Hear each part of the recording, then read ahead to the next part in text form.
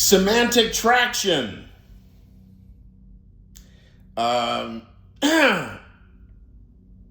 Dear friends, there are a few of you, and some of you are engaging in dialogue with me. And, about this, I just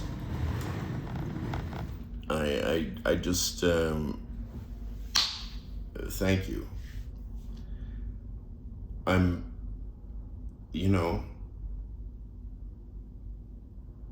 Ultimately, my ambitions in life, I think, are fairly humble. I just want some good conversation, really. But what counts as good conversation, right? I guess I've got fairly particular ideas about that. And I won't read verbatim, but this is so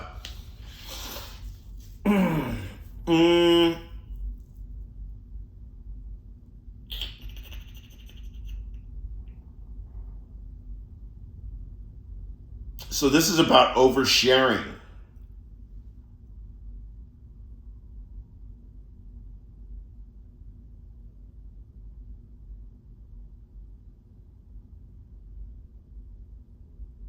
Someone watching your content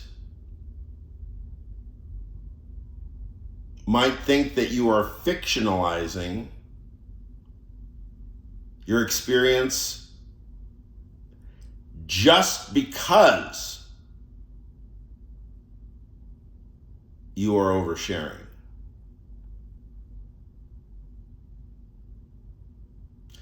Or more to the point, just because it can be perceived as content, no matter how real you are. And then there's a comment at the end about the medium and the potion and the disorder and the succor, succor.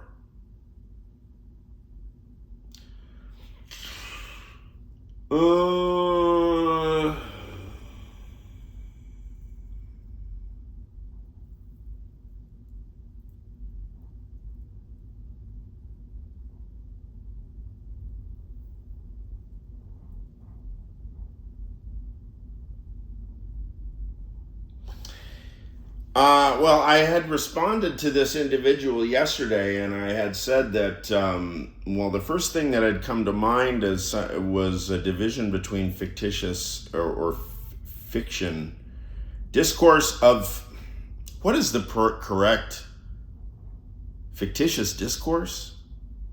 Like Humpty Dumpty and Alice in Wonderland, fictitious discourse.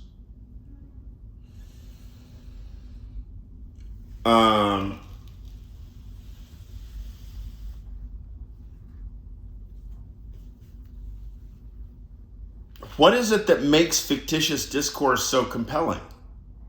I mean, why should we worry about?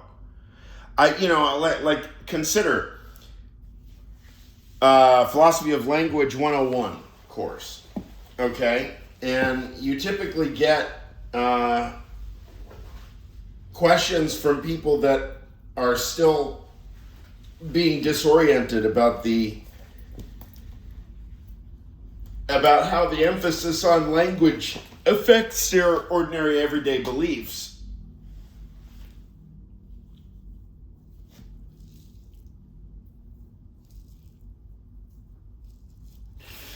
And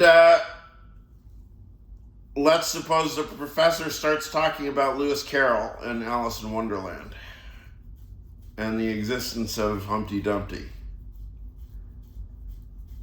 Does Humpty Dumpty exist? For example, you could go to Disneyland and actually meet Humpty Dumpty, maybe. Or certainly you can go to Disneyland and meet Mickey Mouse and Cinderella. And so if you have like a nephew or a niece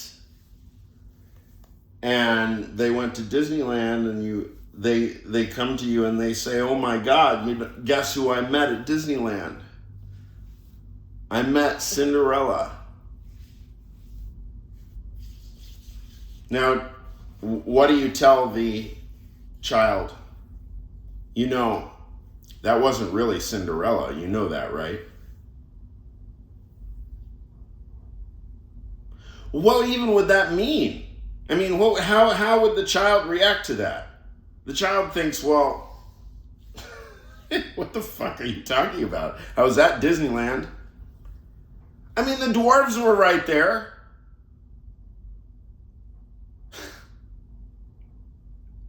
I mean, I was right in front of her. Cinderella, I got her autograph. What are you talking about?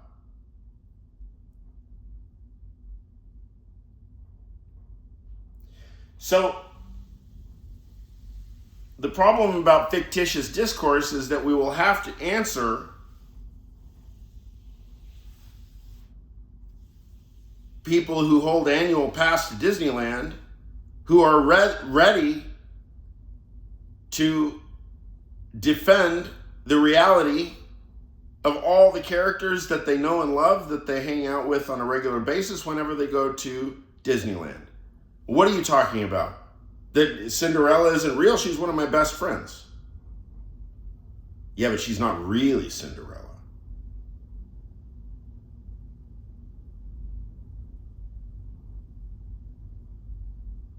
Well, who's really Cinderella? Was this a historical figure? No. Why do we see... Why are we claiming that somebody is not really Cinderella if whoever is really Cinderella has even less concrete existence than a human standing before you? You say, well, you want to know who really is Cinderella? Open up to page whatever. The story of Cinderella. Where is she? She's in the story. What are you talking about? Look, I'm telling you, Cinderella is my best friend, and I see her on a regular basis because I go to Disneyland. I have annual pass. So obviously we have questions about discourse. Discursive domain. Within that discourse, Cinderella is real. Which discourse? The discourse of Disneyland. Not even the discourse of whoever it is that wrote Cinderella, which I don't know.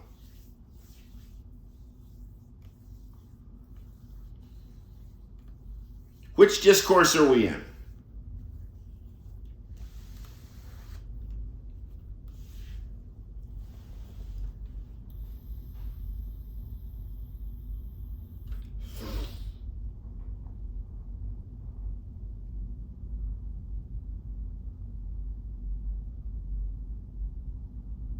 So, but these are just some preliminary rehearsals related to some coordinates from, these are basic considerations. Jumping off from Frege's concerns. And so that, fictitious discourse and domains of discourse, any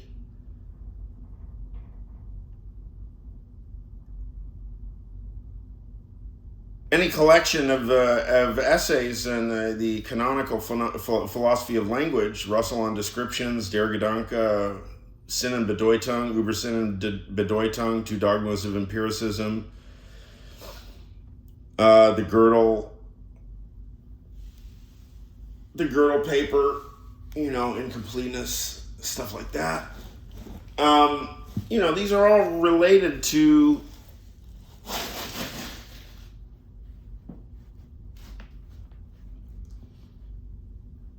epistemology. Clearly, consider Gödel. Gödel's a full-blooded Platonist.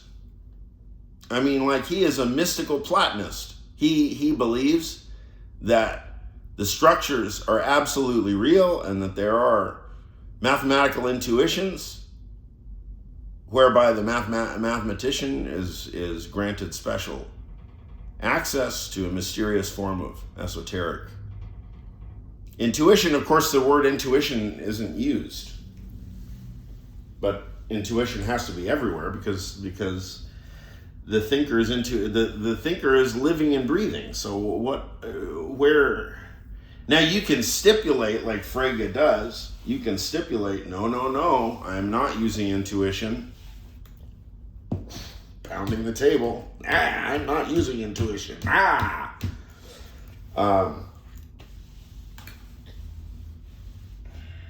But this is, after simmering on it yesterday, I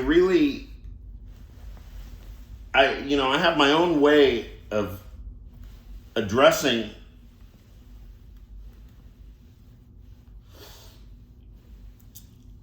the problem of fabulation. I mean, in particular, because that's what we're talking about here, fabulation. It's mentioned the idea that, okay, content,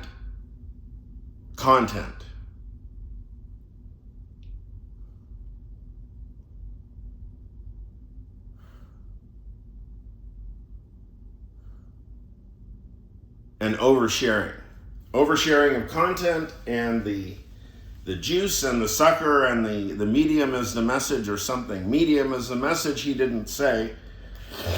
Or she or they or whoever it is that said that.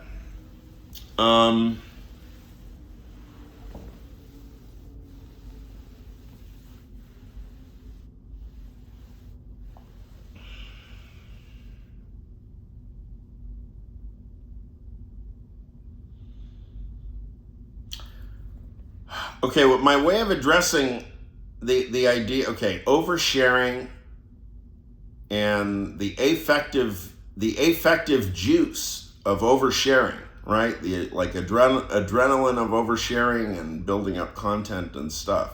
Maybe it looks like I'm recording at a breakneck pace and that I've got grandiose designs and so on. My general approach to qualms like this, even if the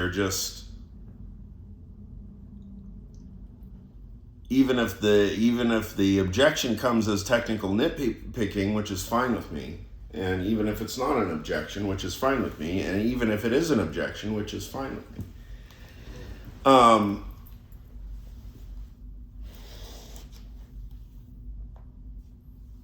The resolution, when I say the resolution of the information that's being expressed, that's being communicated, the resolution, the more precise and detailed the information, and if it's repeatable and testable recursively, that's just about, and this is just, these are courtroom intuitions, right?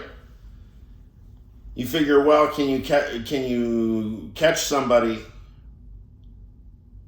covering their ass?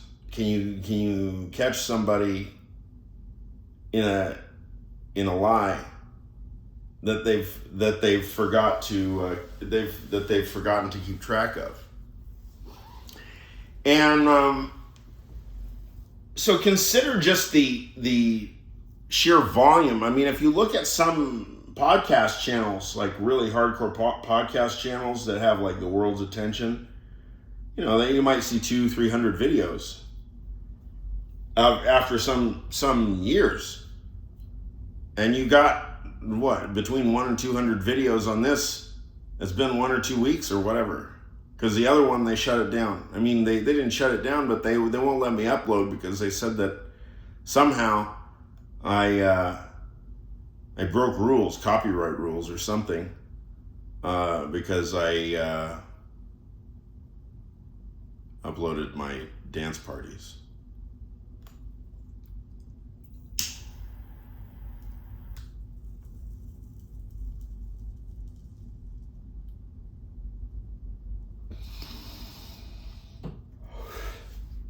But the resolution of the information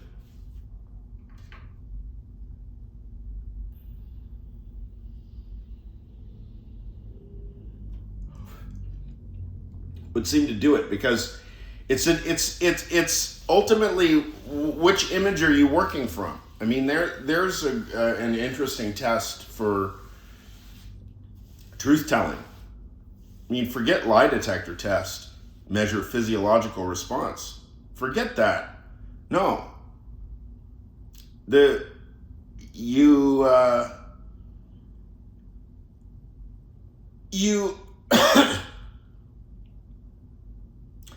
the idea is to demand processing at high resolution descriptions of perhaps distantly past memories. Let's suppose Patrick Hay, peace be upon him, supposedly he's dead. So he used to chew up cookies, or he did it at least once. Okay, so I'm working from an image, right? I'm in 7th grade, Venado Middle School. If we went there, right now, I could walk you straight to where the homeroom was. We called it TA, I think.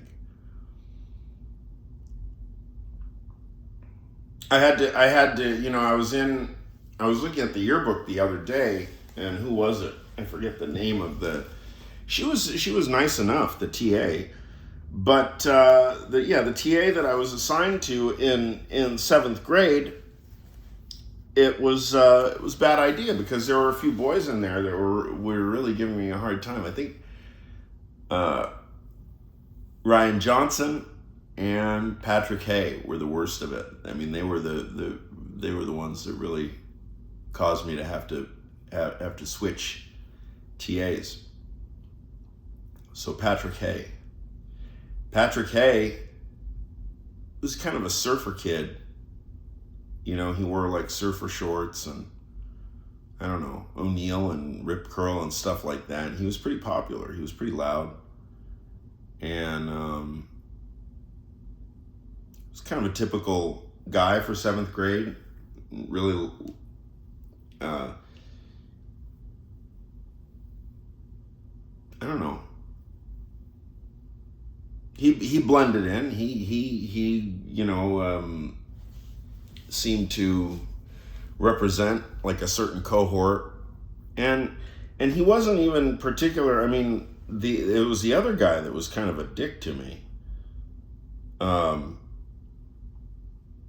mean, that is a pretty dick move, to chew up some cookies and just throw it at somebody's face sitting across the table from you.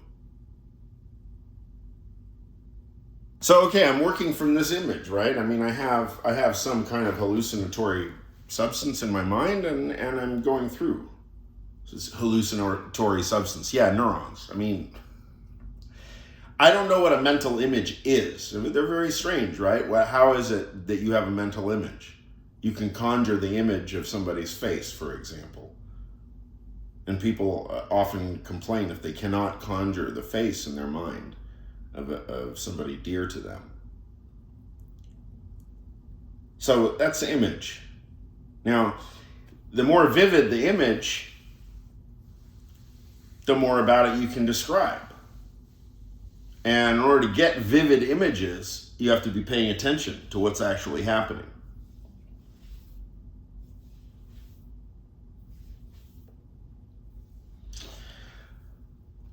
So,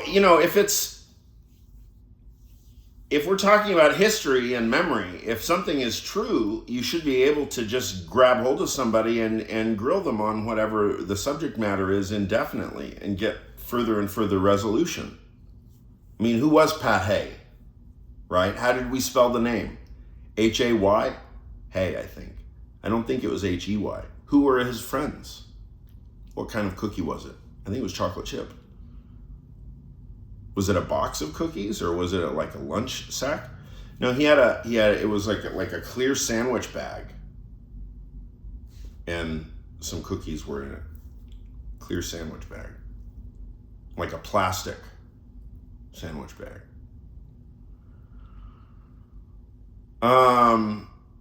Miss Maroc, was that her name? I think it was Miss Maroc. M-R-O-C-H, Maroc.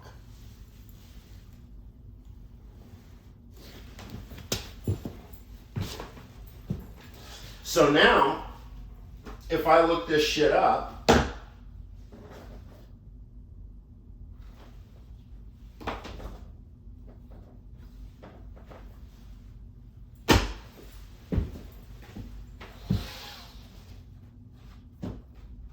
so now, like, let's consider, obviously, problems about fabulation and oversharing and stuff.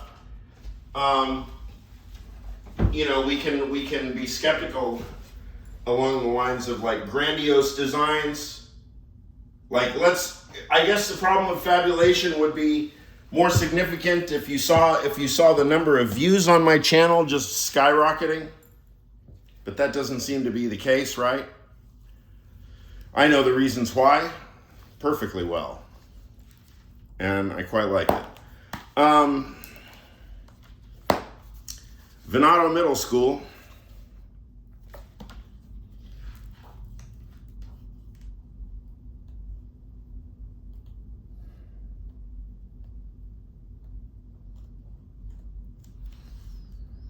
Was her name Miss Maroc?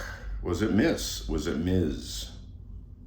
Everybody was Mrs., right? I don't know how many, or no, some were Miss. I don't think that kids really understood much of the difference. Understood the difference between Miss, Ms., and Mrs., even if we were told.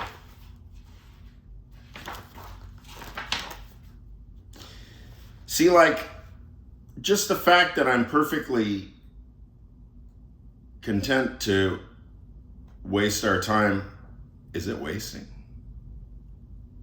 Are we wasting our time? I mean, I'm sorry, I thought we were thinking right now. I mean, I didn't know I was gonna have to go start parsing information in my yearbook. So is it possible to be looking for Ms. Maroc right now? A name who I barely even remember?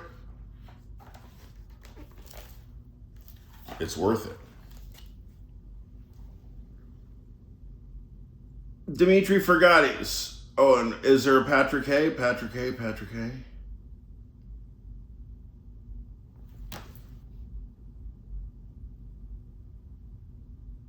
Ryan Johnson is there. Amazing. Patrick A, there it is. Oh, and they're right after. One right after the other. Patrick A, Ryan Johnson. Patrick A, Dimitri Forgatis. Johnson's in there too. Okay.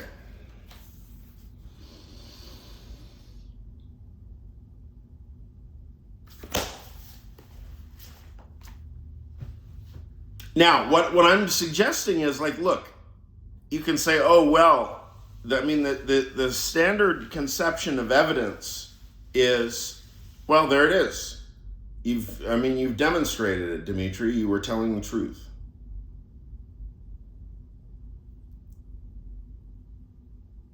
What I'm trying to get at is the idea that, like, let's suppose the book hadn't been there and I'd just gone on. Other details I can probably mention, details, and then verify them with the book. More high-resolution details.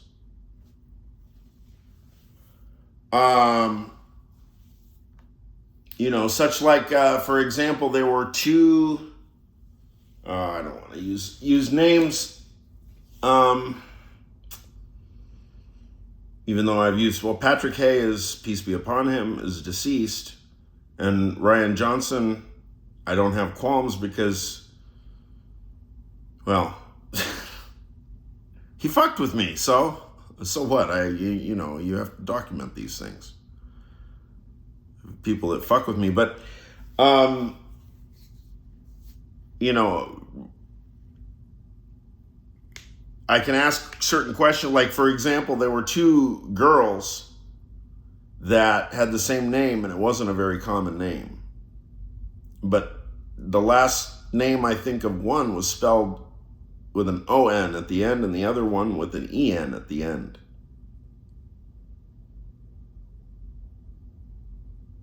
So that's pretty high resolution. I mean, that even involves the spellings of words.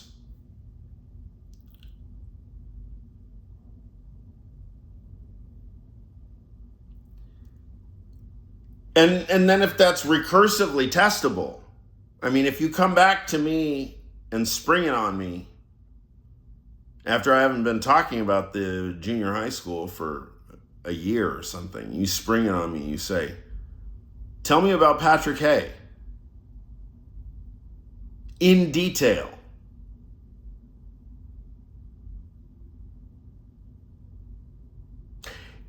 Does it even matter if there was a yearbook?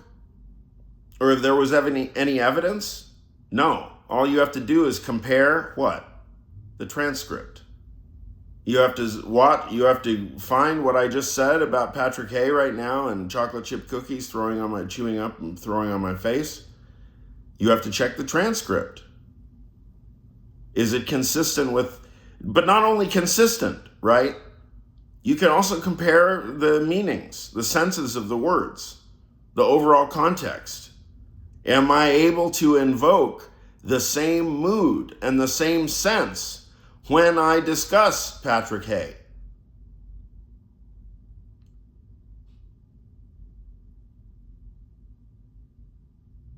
See, if you're grounded in the truth, you're grounded in a historical image. The historical image is it's the phenomenological correlate of your attention. This is all Husserlian stuff. Husserl, Brentano, Bolzano, Seitz an sich. Seitz an sich. That's the phenomenologist in Frege.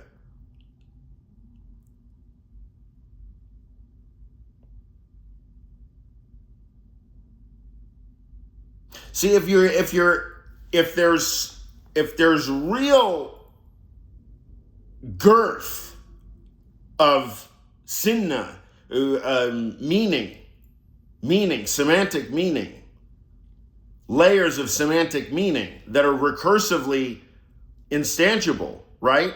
You can come back to this 2 weeks ago and I can bring back, oh yeah, what kind of chocolate cookie was it? What bag was it in? A sandwich bag? What was her name? How do you spell it? Maroc? How many steps were there going down into the room that Maroc had the advisement in, the TA?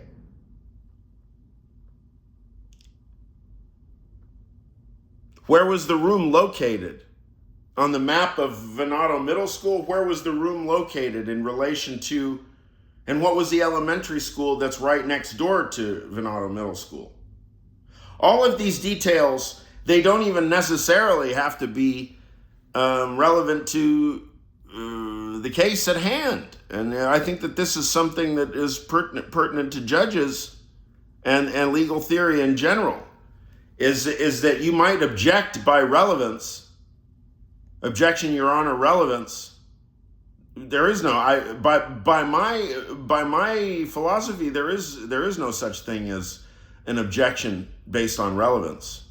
Everything is relevant. I mean, you're only in the one world. Where are the divisions? If you're in different worlds that can be divided, and you're in one and I'm in the other, then you're going to have to expound the nature of the division, which doesn't actually exist.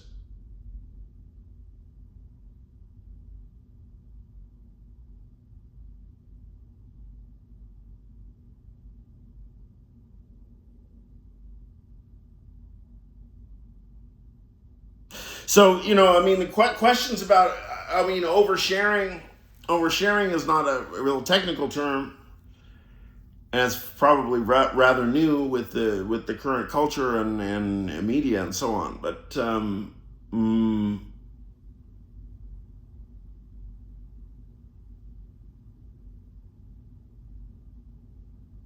the idea of stretching the truth, why? To be impressive, you can stretch the truth.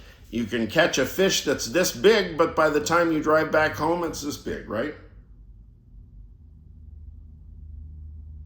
But can your discourse withstand questions about that fish?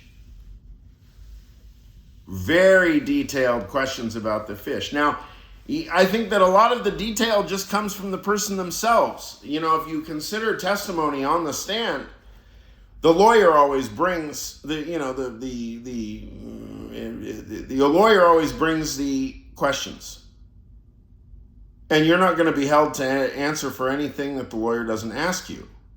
But from my perspective, how is the lawyer going to know even what to ask you?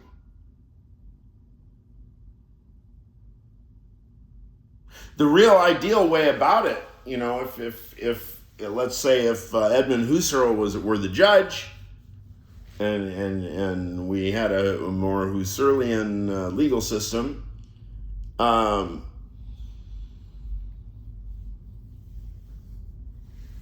no objections by relevance, no objections for relevance, then you just literally have somebody take the stand. There's no questions. First, they have to tell their life story. Or at any rate, whatever chunk of their life story they think is relevant to the reason why they're sitting in the court. And you know what? Nobody will ever be, no judgment, if that were the case, no judgment would ever be entered into the system, because people would just stand on take the stand and just talk. So at that point, then where does truth enter into it? If you've got somebody on the stand and there's no objections for relevance and they can just talk ad infinitum forever about their life, then where does veridicality or truth stand in epistemic? I mean, you know, the classical epistemic problems of truth, where does that stand in relation to that? Then you've got a political problem on your hands. Then no longer are you seeking some remedies by law or something. Then you've got to figure out what to do with this person because they won't leave the courtroom.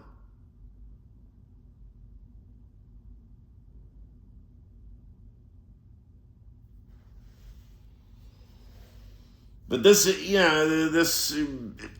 sure, there's fact value distinction. There's distinction between facts and acts and so on.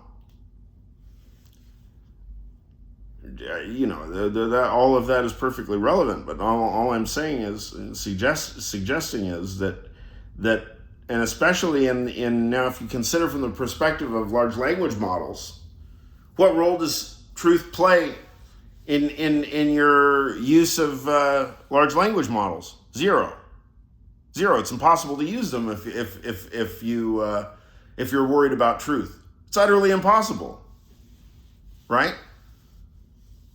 It's a sketch pad. It's a diagnostic tool, right? I mean, the whole point is the semantics, building up the semantics, the thickness of the semantics. Because if you build enough thickness of semantics, the question about truth or questions about truth, they recede. They seem to recede, and it's kind of mysterious, and truth itself is a very mysterious thing, and plenty of people, they think that they know all about it, and you will talk to them about truth, and you will hear descriptions that you've never heard before, because if you hear somebody talking about truth as revelation, truth as Pentecostal revelation is much different than truth as adequatio if you're Descartes. So when we say truth, you know, what even are we referring? How are we using the word when we say truth? Tarski's truth or Pentecostal truth?